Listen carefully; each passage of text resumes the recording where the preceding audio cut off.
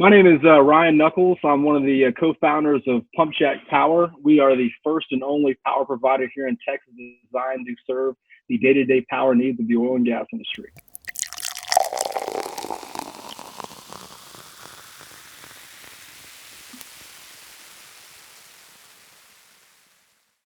Good. Oh, bing, bada, boom, dude. Bada boom. I've been saving it. So this is drinking Ranch Rider Ranch Waters. This is a cocktail in a can. I've seen those. I haven't tried one yet. Dude, they are delicious. 119 calories, 1 gram of sugar. So they pack a punch and they're healthy. Hell yeah. Cheers. Cheers to you, brother. Absolutely. Yeah. How's everything hanging in Houston? What's the COVID madness look like in Harris County? It's not bad.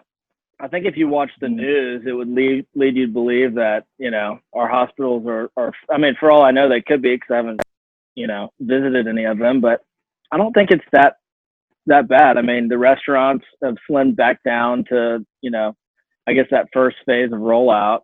How about Austin? You're in Austin, right? Everything was pretty much shut down up until about May. We got back open.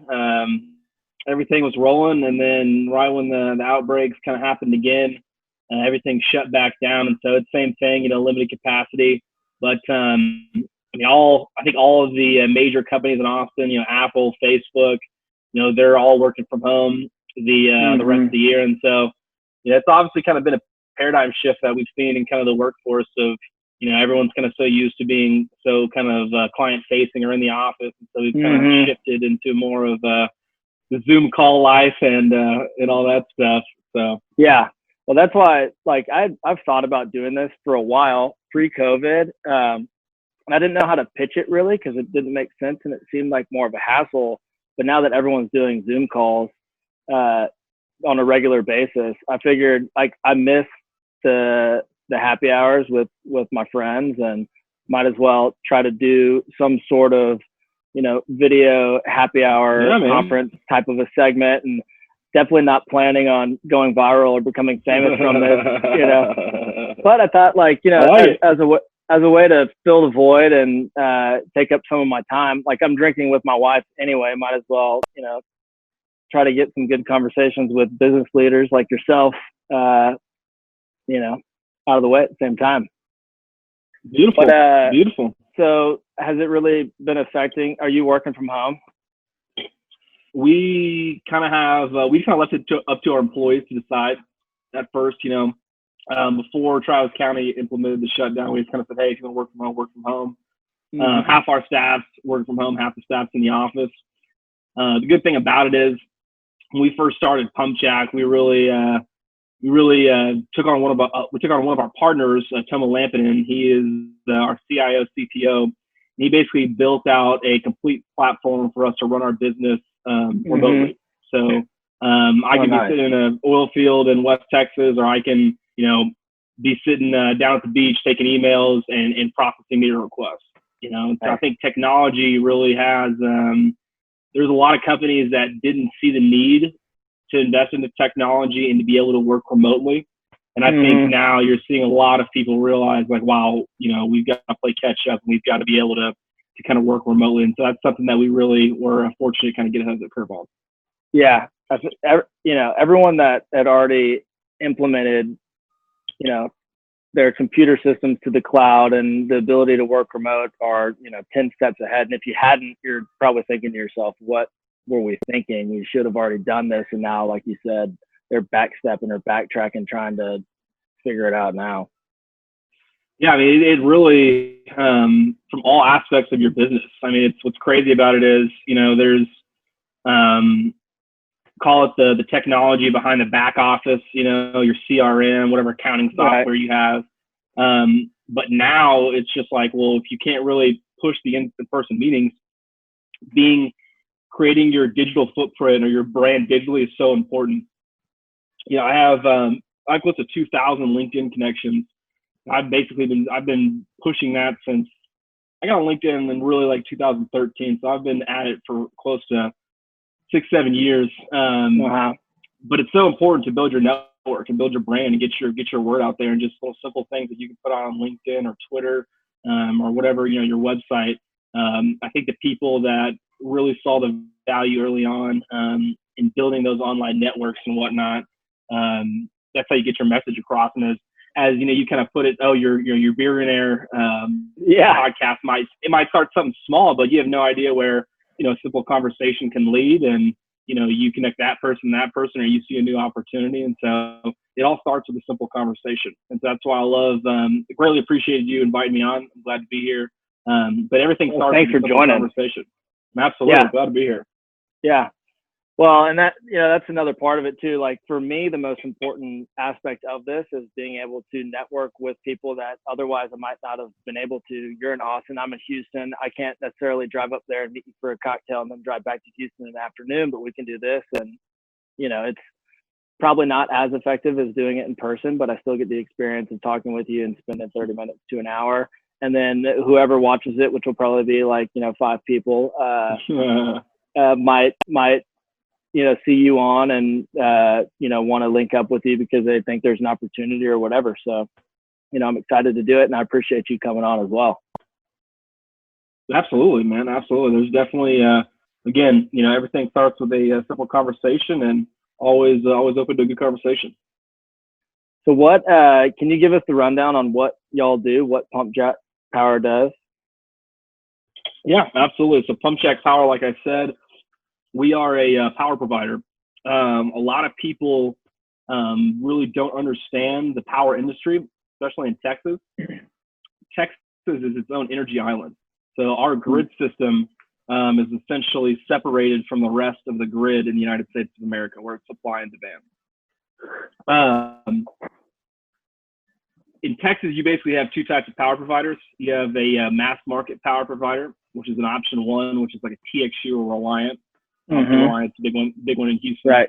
The other type of power provider is an option 2 power provider, which is what we are. And what an option 2 power provider is we can only supply power to one type of identified customer. And we're the first to basically concentrate in the oil and gas sector.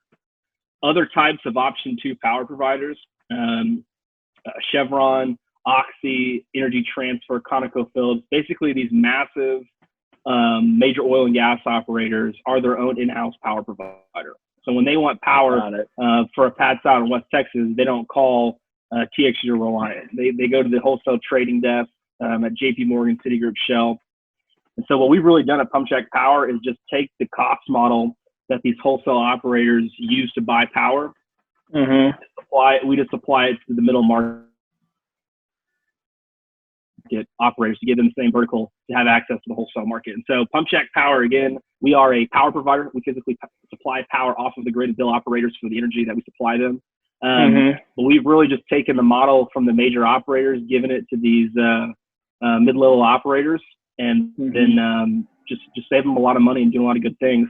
On the service side of things, because we only supply power to this industry, we only focus on their day-to-day needs. And so, when we have a new project in the field, our new construction team takes that project from permit to power flow. So all these operators have to do is just give us an XY coordinate where they need power, how much horsepower is going to be consumed, and we literally take it from there, and we're giving them updates of when that meter is going to be static when power is flowing. And so we're really a down-the-hall solution.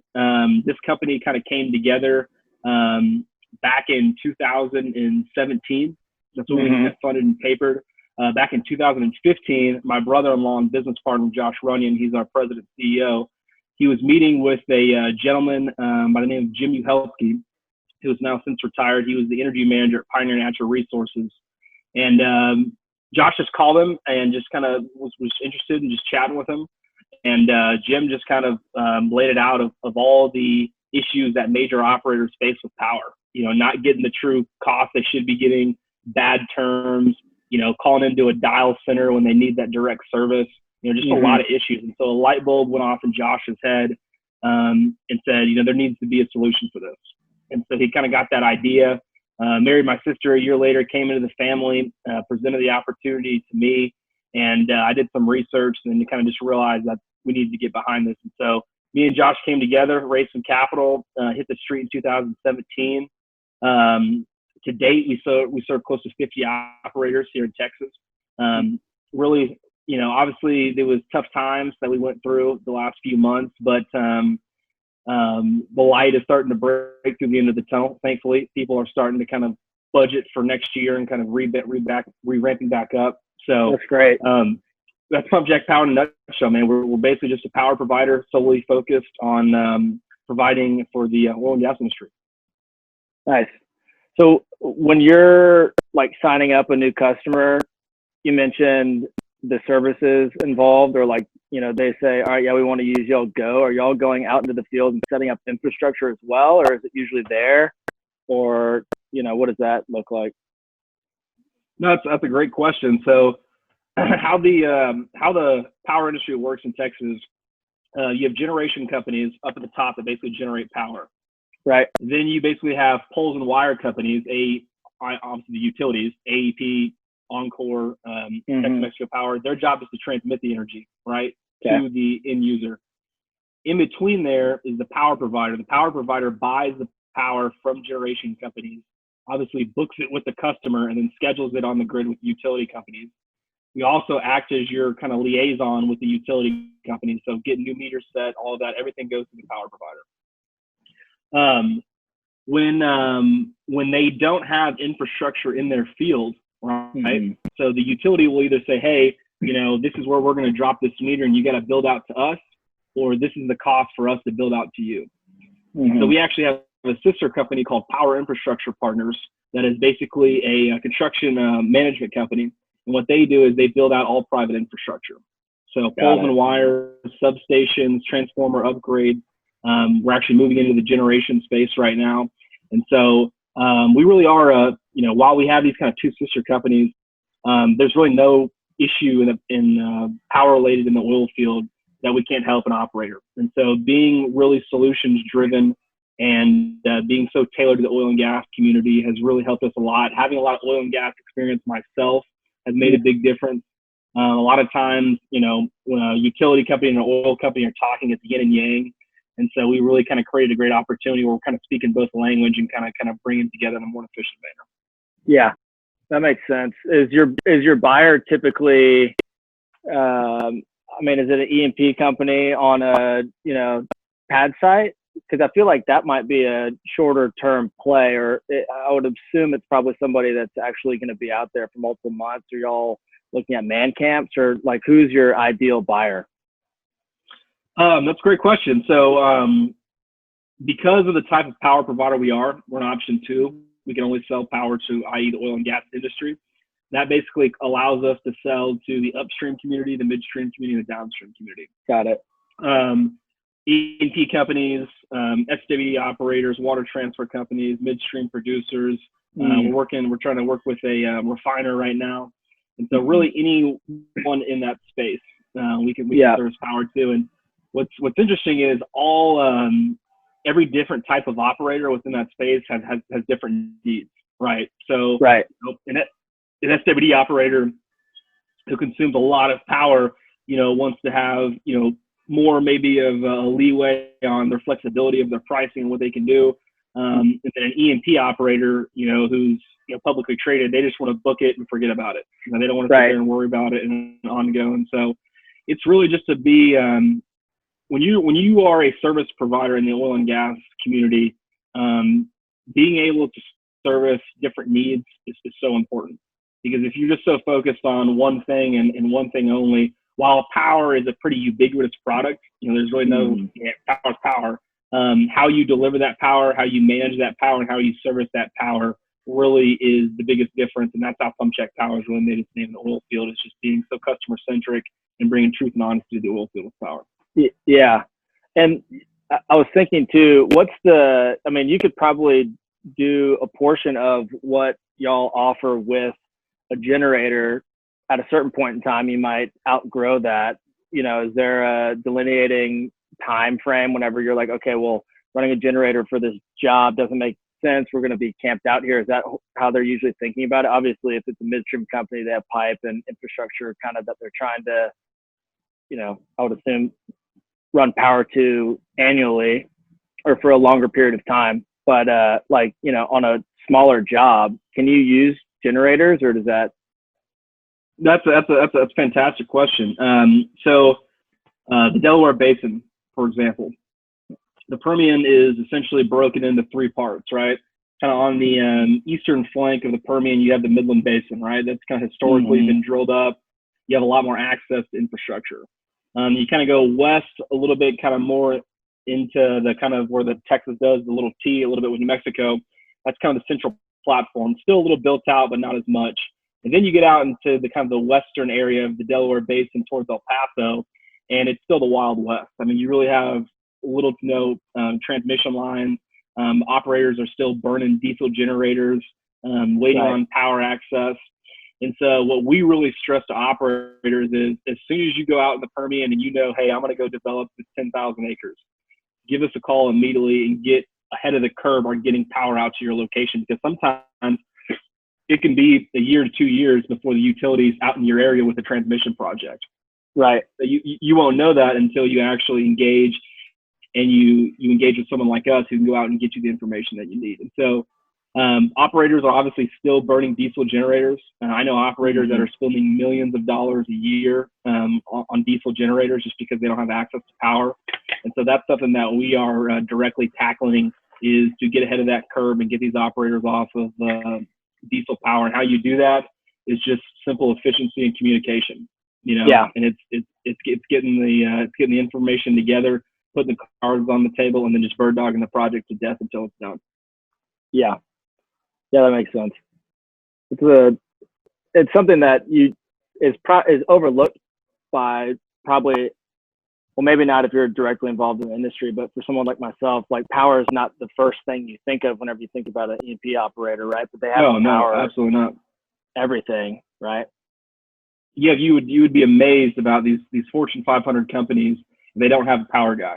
There's not an energy manager like Jimmy Helsky at Pioneer who knows how to deal with these utilities or get power out to a site or purchase power. They have no idea. And so we really just brought a lot of truth and honesty to the industry, and really just done a great job of educating this industry. A lot of times mass market power providers like Reliant or TXU rely on power brokers in the industry. While obviously I'm not going to knock on brokers too much, the power brokers, while they do service the mass market and they are good for certain clients, what we say in the oil and gas community is, when you have a tailored direct solution that can go direct and give you those tailored options, you really just go direct. And that's kind of what we kind of hang our hat on. We don't go after the 29 million power consumers in Texas. We go after the 10,000 registered operators that are operating within Texas. Of that, maybe there's 2,000 that are active. And so, our sandbox is a niche, but we've really carved out a really nice space in this niche, and our brand recognition is really starting to pick up steam, which is good. Is it usually they're using a power broker, the clients that you're talking to or trying to plan a new project with? Are they typically using a broker? Is that right now there is 138 registered option 1 power providers in Texas that you can buy power from. Oh, so you can buy from a large provider like. Oh yeah, I mean you could call. I mean if you're at your house, you could call TXU, which is one of Reliant's biggest competitors, and say, hey, what's your pricing for my house? And TXU will give you a price, and you could sign up, and sign them up. TXU and Reliant, those mass market power providers, there's close to 12,000 registered power brokers in Texas. These mass market power providers, because they're trying to go after this mass industry, they pass down duties and operational issues down to these brokers to basically save money on the back office. And so what we've really honed in on is just telling these operators, like, look, don't pay someone to do the job twice. We're doing it for this fee, which is lower than these other reps, and you don't need to include the broker margin.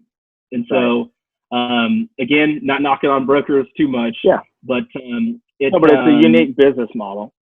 It's just a unique business model. We found a niche in the market, and that's just, again, we don't go after the 29 million power consumers in Texas. We just focus on our sandbox, and we're experts at the field that we focus on. Nice. So what's going on in Lockton? How's everything going on your front? Everything's good. Kind of to your point. I mean, we're a global insurance brokerage firm. We're the largest privately held insurance firm. We had everything on the cloud already, and like you mentioned, I could be at the International Space Center for all they cared, and as long as I'm doing my job, and getting the work done, it's good with them. So we were really ready for this. Not that we were planning for something like this, but a good test was that a year ago, whenever Hurricane Harvey came through, or 2 or 3 years ago. We had just set it up, and there were kinks that came along with that we vetted out, which was a blessing, I guess, for now, because it's not just our offices in Texas that are being impacted. It's global, all 9,000 of our employees. But it's been running fine. I don't know what the plan is to start rolling people back into the office, because we do have so many offices in so many different states. It's, each office has to make their own decision. And in Texas, I do know that they're not in any rush to get us back in the office and expose, all of us to something that we don't have to be. I don't know, maybe, as of a month ago or 2 months ago, it was September. And then now that all this craziness is going on again, it could be November, could be December. They haven't really mentioned anything to us, but we're doing fine. We're honestly, I think they might say that we're being more effective or efficient, because you wake up, you don't have a travel time to the office, you don't have to shower, you roll right out of bed, drink your coffee, and you're already on your laptop working and getting stuff done. And there haven't been any service issues, so they're not in a huge rush to pull everyone back. I think another issue is too, though, which you can probably agree with or understand, is just the office infrastructure and space we have is sitting there for every company, not even ours. Like, what does that look like when we do come back? Are we going to have 100% workforce in the office all the time? Well, definitely not at the beginning, but it'll be some sort of tiered or work schedule that we have. But even 5 years down the line, do you have 100% of your employees working in the office at the same time? Do you need that much space even? I think that's a great point. In talking about the kind of work from home mentality and really how employees benefit from that.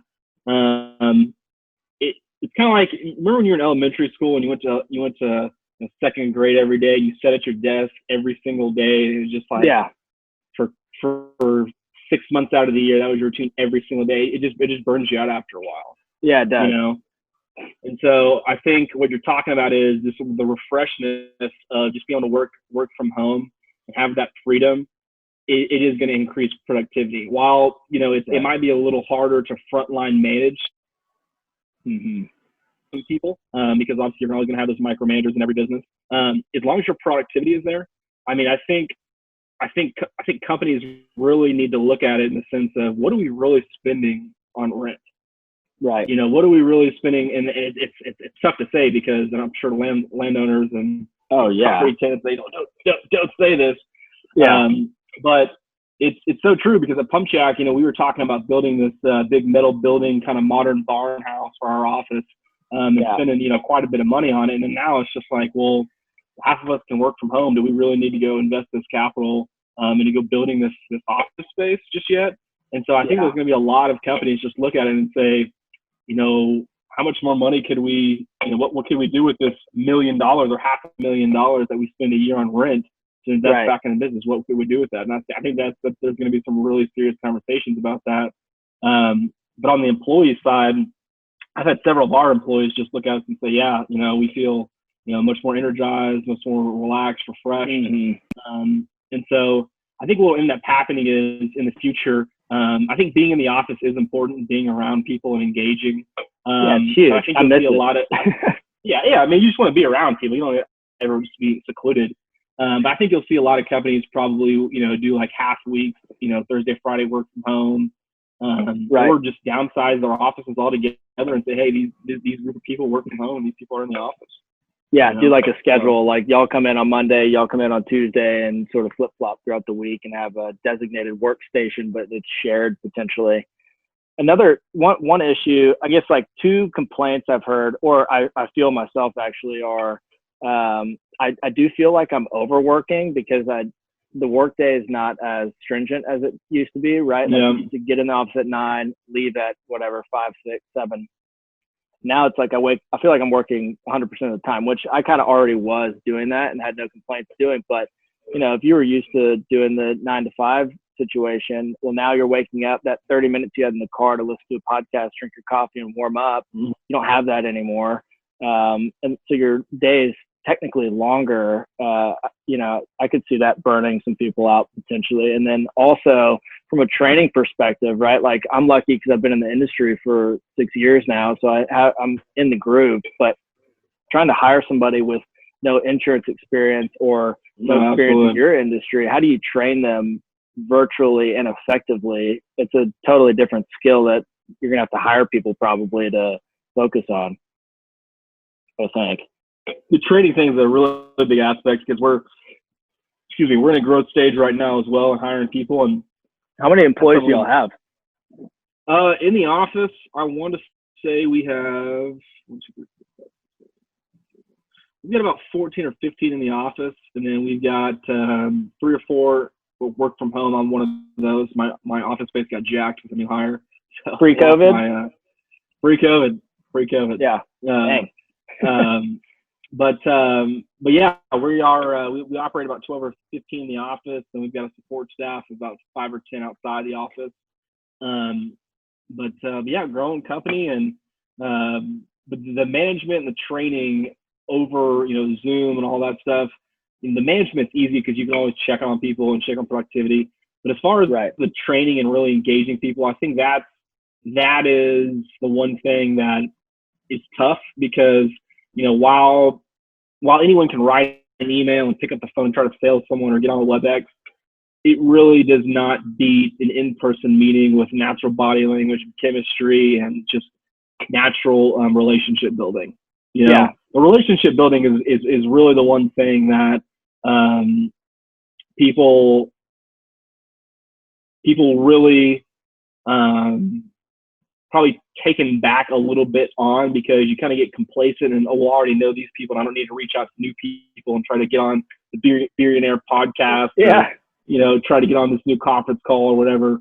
And so I think getting out of your comfort zone and reaching out to those new people and figuring out ways to network is important for sure. Yeah. I mean, for me, I feel like I'm sure I've missed some people, but I feel like I've had a conversation with the majority of my clients or, people that I have worked with in the past. But after that first conversation, initially it was, hey, this is happening. What's going on? Is everything okay? Like, are y'all doing all right? Is your family good? That was like first month of COVID. Second conversation was like, are y'all looking at deals? Like, what's, how's your business operating? And then, now I'm finding it hard to find a reason to reach back out to them because it's really the same answer, I feel like, which is this is sort of dragging on almost in a Groundhog Day type of scenario. You wake up, you do your coffee, you work, you're at your house. Maybe you go on a jog at lunch, which I've loved the flexibility of being able to do that. Or like right before this call, I was landscaping, which, you can't do that if you're at your office. I was taking care of the bushes that were dying and replaced them. Then I took a shower and now I'm back to work. But, I forgot where I was going with that, honestly, but I'm rambling. Now you're basically just talking about kind of losing sight of being honed in on kind of what you're doing a little bit sometimes. Yeah. And it's easy to do because, what I always like to do every morning, I always like to wake up. I will go for a walk, run, do my workout. That's about 7. I get back to my desk about 8, eat a little breakfast. About 8:30, I'm basically typing emails, answering the phone. I'll work through. I don't eat lunch. Work through lunch. So I usually get done about 3 to 4 o'clock every day. That's usually my goal. But it's just very easy to get, hey, I got to go, pull bushes, or I got to go do this or that. So it's definitely sucked into other projects where or I guess to the original point, complacent with your networking, right? Like, okay, I've already talked to them 2 weeks ago. Like, they're probably good, which that's, my fault. Honestly, like, who knows? Things are changing. You're working, I'm working, everyone's still working. It's just a new norm that's kind of hard to adjust to, or has been difficult to adjust to. But everyone's in the exact same boat too. So it's strange, man. Man, it's just, you got to roll with the punches and you got to go with the times. Everyone always keeps talking about, oh, this is the new norm. We're never going to get back to normalcy. We will get back to normalcy. It's going to be it's going to be a little bit of it's going to be a timetable until we get there. But again, there's going to be the good, the bad, and the ugly come from this. And obviously, the ugly is, we have over 20 to 30 million Americans, without a job right now. The bad is, there's another potential shutdown coming, this winter with COVID. How are companies going to deal with that? That's a real threat. I mean, that could for real happen.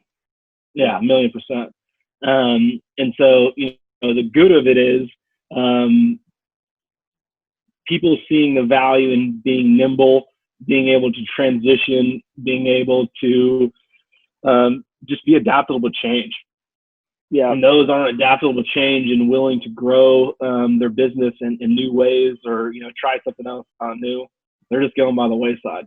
And so I think our generation is really at a huge advantage, because we're still kind of the old school cats that aren't afraid to talk to someone random up off the street, or we don't have the problem of sending a LinkedIn message and say, hey, let's set up a Skype call. Yeah, we all grew up with the first AIMs, and that was the Wild West of texting online, and here we are with Zoom, and this is a new thing, but we've already done a new technology phase in the past. So yeah, that's a good point. You mentioned LinkedIn earlier. Do you use it to reach out to people, and you have good reception on it? I know a lot of people don't, but I think LinkedIn out to. I have made a lot of money off LinkedIn. I will tell you that. I think a lot of people's problems with LinkedIn is they send these damn 2 and 3 paragraph messages, and they expect someone who's sitting there at their desk during the middle of the workday to read 2 paragraphs. It's not going to happen. And so a lot of times what I'll do is, when I'm prospecting, trying to find an oil company that I haven't gotten in with yet, I'll go on LinkedIn, look at their company, go through all the employees and try to find what I think is the proper person to speak with. Once I find that person, send them a LinkedIn request with a note and just say something simple as, hey, I'm Ryan Nuckolls with Pumpjack Power. Got some good information to share with you on power in the Permian, and would love to learn more about your operations. Yeah. And who is the right person usually? Whenever you're talking to a company. It all depends. Sometimes I'm talking to C-suite executives like CFOs, CEOs. There's times where I'm talking to middle management, VP operations, VP production. And then there's those mom and pop times where I'm talking to Billy Bob, who does the back office, the accounting, the the well pumping and everything. So every operator is different. But again, it's just about personability, man. I know how to talk to Billy Bob, the guy out in the field. I know how to talk to the CFO, C-suite executive. And so, being able to kind of just your lingo, and just being personable with people is the really biggest thing. Because the last thing people want to do is just get pinged on LinkedIn and, oh, here's another 3 paragraph message, someone trying to sell me something. Right. Yeah. I delete those like right off the bat. If I see something that's longer than 2 paragraphs, and it's like, I want you to join this, training class for project managers, delete. I'm not going to read that. I don't have time to do that. I don't really want to do that. No. And it's just like, if you can provide some simple, if they know that you just want to provide them value in your intro message, while not everyone always responds back to my intro messages, I would say, 50 to 60% of the time I at least get oh, you need to go talk to this guy, or we're in a power contract till this date, reach out then, or let's get on a phone call and talk. Right. So it's just, it's tough because, I think a lot of intro salespeople, They want to be aggressive and they want to put out all this information, but they don't realize that simplicity sells more than anything. And just keeping it simple and just be there to provide value and solutions. That's what's going to get you the business. Yeah. Have y'all been pretty active with picking up new clients or during the COVID pandemic?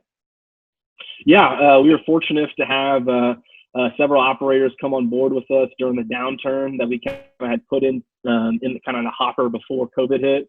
Yeah. During the downturn, so when we approach a new operator, 9 times out of 10, if they're already in operations, they have a power contract. And so you need it. A lot of times, so what we do a lot of times is we go after new meter opportunities, so new construction, if they have a new project. And so with a downturn, obviously, a lot of the new drilling this year kind of subsided. And so a lot of the things that we're chasing now are early 21, middle of 21 type deals, but still bring customers in the door. And really right now it's just bringing in the business that you can and then just loading up the hopper for Q1 of 21. Well, I don't want to take too much of your time. I appreciate you taking the time in the first place, but I have a couple closing questions for you. If you had to choose between beer or liquor for the rest of your life, which one would you choose for the rest of your life? I'm drinking tequila, dude. Yeah, so that's like I knew the answer already, but I had to ask it. That's sold. It's sold. What is your favorite part about working in the energy industry? My favorite part of working in the energy industry, man, that's a really good question. Business is made up of people, process, and product. I stole that from Marcos Lemonis on that TV show. I was going to say, it sounds like something you learned in a business school class, but I like it. that was a TV show. People, process, and product.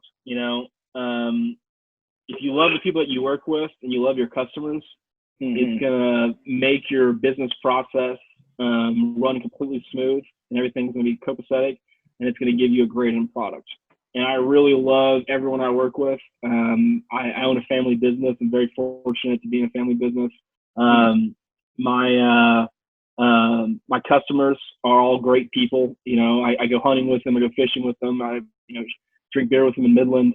And so just really the relationships that I've been able to build through the industry. Obviously, you're one of them. I know, we hooked up at LSU and became friends there. But obviously, kind of picked back up, through the industry. It's just the people and the relationships that you cultivate, because that's really what carries you in the long term. It's great making money and doing all these great things, but after it's all said and done, the people in your life are really what's going to carry you and have this effect in your life. What do you miss most about pre-COVID life? Oh man, pre-COVID life. Besides, or what can't you wait to do? Well, I'm a single guy, so of course I love mingling with all the ladies downtown in Austin. But man, probably just going back to the bar and not having to worry about having a tequila, not worrying about COVID. Catching a pandemic. Yeah. Oh man. Well, cool. I was going to ask you what your favorite part of running a company is, but I think you pretty much answered in the other question. So, I mean, or you can answer it. No, running a company, I've had a lot of. Obviously, I'm a young guy. I'm 29. I'll be 30 in November. It's not too many people my age are fortunate to run their own companies or in this point in their life. And so it was definitely a trying experience. But it is immensely rewarding to know that you're building something that is obviously going to reward yourself, but it's going to impact the lives of everyone that's involved. And so, all of our employees know that when Pumpjack Power hopefully, crosses the finish line and exits with a nice sell at the end of the rainbow, everyone's lives are going to be affected. And so that's why you go into business, is for that freedom and for the happiness that you can create for everyone involved. Yep, absolutely. Sweet, man. I appreciate it. All right, my man. Yeah. Good to see you, man. And we'll definitely catch up soon, and go Tigers. Yeah.